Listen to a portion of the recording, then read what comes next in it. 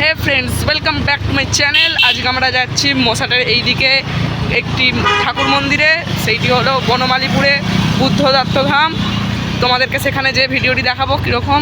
Friends, আমরা চলে এসেছি ব্রহ্মদত্ত ধামে, তো তোমাদেরকে দেখাচ্ছি মন্দিরটি কীরকম।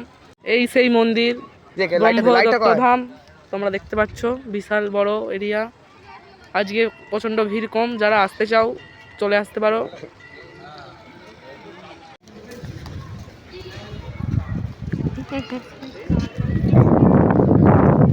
এইটা হলো মন্দিরের ভেতর, তোমরা ভিডিওটি দেখো। আমরা এর আরো ভেতরে ঢুকবো।